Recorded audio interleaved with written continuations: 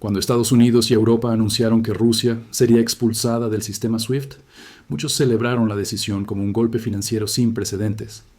Era la primera vez en la historia moderna que una potencia nuclear y una economía del G20 quedaba aislada de la red bancaria más importante del planeta. Para los líderes occidentales, aquella medida representaba una forma limpia, efectiva y no militar de desestabilizar a Rusia, obligarla a retroceder y enviar un mensaje contundente al resto del mundo. Desafiar al orden económico liderado por el dólar tenía consecuencias devastadoras. Pero lo que no imaginaron es que esa misma decisión abriría una fractura silenciosa que, con el tiempo, terminaría debilitando el poder financiero de Estados Unidos más que a su objetivo original. La guerra financiera que pretendía demostrar la fuerza del dólar terminó mostrando, al contrario, cuánto dependía el mundo de mecanismos alternativos que hasta entonces parecían innecesarios. La expulsión de Rusia del sistema SWIFT no solo sancionó a un país, despertó al resto del planeta. Gobiernos, bancos centrales y corporaciones comprendieron de un día para otro que el dólar ya no era simplemente la moneda de comercio global, también era un arma. Y si podía ser usada contra Rusia, también podía emplearse contra cualquier otro actor que no se alineara completamente con los intereses de Washington. El mensaje quedó grabado en la memoria estratégica de docenas de países. El dólar no ofrecía seguridad, ofrecía dependencia. Y la dependencia, en la geopolítica moderna, es una debilidad intolerable. En un mundo cada vez más multipolar, la idea de que una nación entera pudiera quedar financieramente paralizada por una decisión tomada desde el otro lado del planeta generó un miedo profundo. Ese miedo, paradójicamente, provocó exactamente lo contrario de lo que pretendían las sanciones.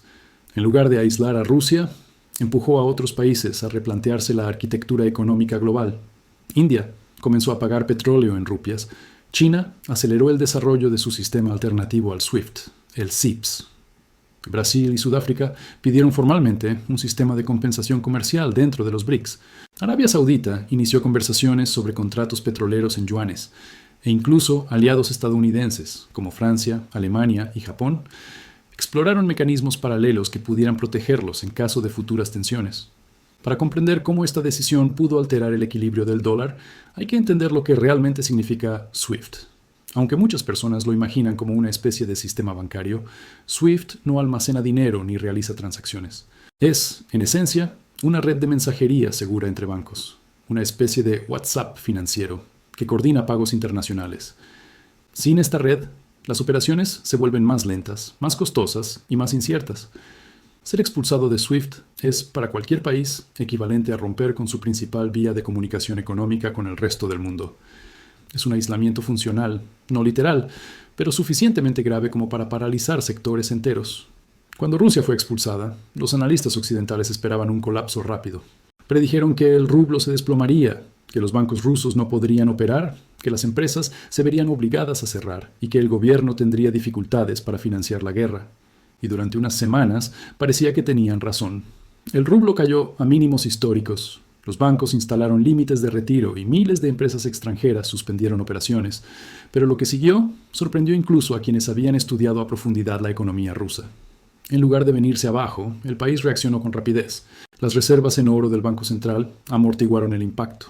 Los controles de capital estabilizaron el sistema financiero y las exportaciones de energía continuaron fluyendo hacia países que no estaban dispuestos a sacrificar su abastecimiento. Rusia sobrevivió. El dólar, en cambio, sufrió una herida que todavía no ha sanado. Lo que verdaderamente cambió no fue la economía rusa, sino la percepción global. Durante décadas, el dólar había sido visto como un refugio. Después de 1945, la hegemonía económica estadounidense se convirtió en el eje que mantenía unida la economía mundial. El dólar no solo era confiable, sino neutral. Incluso países que no simpatizaban con Washington lo utilizaban porque ofrecía estabilidad, transparencia y reglas claras. Pero cuando las sanciones demostraron que esa neutralidad podía romperse por decisión política, nació una duda que nunca antes había existido. ¿Y si mañana nos pasa a nosotros? Esta pregunta, repetida en silenciosa desconfianza en capitales de todo el mundo, fue el punto de inflexión real. China, que llevaba años desarrollando su propia infraestructura financiera, vio en esto una oportunidad histórica. Beijing entendió que la hegemonía del dólar era vulnerable por primera vez desde la posguerra. Comenzó a firmar acuerdos de intercambio directo de moneda con más de 40 países, amplió la internacionalización del yuan e impulsó el uso de su sistema CEPS para transferencias globales. Los BRICS Un bloque que durante años había sido más simbólico que operativo, adquirieron una nueva relevancia. Empezaron a hablar públicamente de una moneda común respaldada por materias primas, de mecanismos bilaterales de pago y de la necesidad de una economía global menos dependiente del dólar. Incluso naciones que tradicionalmente han sido aliadas de Estados Unidos se sintieron incómodas. El ministro de Economía de Francia declaró que la expulsión de Rusia del SWIFT equivalía a una bomba nuclear financiera. Alemania, que había vivido décadas bajo el paraguas militar estadounidense, se dio cuenta de que su dependencia energética y financiera la colocaba en una posición frágil. Japón, consciente de su disputa territorial con China, temió que un conflicto futuro pudiera dejarlo vulnerable a presiones económicas similares. Y Arabia Saudita, el pilar del sistema del petrodólar, inició diálogos con China para vender parte de su petróleo en yuanes, rompiendo un tabú que durante 50 años había sido intocable. Mientras tanto, Rusia encontró nuevos mercados para su gas y petróleo. India se convirtió en uno de sus mayores compradores, pagando en rupias y en dirhams. Turquía, Emiratos Árabes Unidos e Irán establecieron sistemas de compensación basados en monedas locales. África, un continente históricamente ignorado por las potencias financieras, empezó a recibir inversiones masivas de China y Rusia, incentivando el comercio en yuanes y rublos. Lo que las sanciones habían intentado destruir, la integración económica de Rusia, terminó generando lo contrario, una red más amplia y más diversificada. Pero el cambio más profundo ocurrió en los bancos centrales. Antes de las sanciones, la mayoría mantenía la mayor parte de sus reservas internacionales en dólares y bonos del Tesoro estadounidense, considerándolos los activos más seguros del mundo. Sin embargo, cuando Estados Unidos congeló cientos de miles de millones de dólares en reservas rusas, los demás bancos centrales comprendieron que sus activos tampoco estaban realmente bajo su control. Incluso si un país no había cometido ninguna violación, incluso si no estaba en guerra, incluso si mantenía relaciones diplomáticas normales, sus recursos podrían ser bloqueados si Washington así lo decidía. Esa revelación cambió las prioridades. En solo 2 años, la compra de oro por parte de los bancos centrales alcanzó máximos históricos. Muchos comenzaron a diversificar reservas hacia yuanes, dirhams, francos suizos y activos tangibles. La narrativa pública dentro de Estados Unidos era triunfante.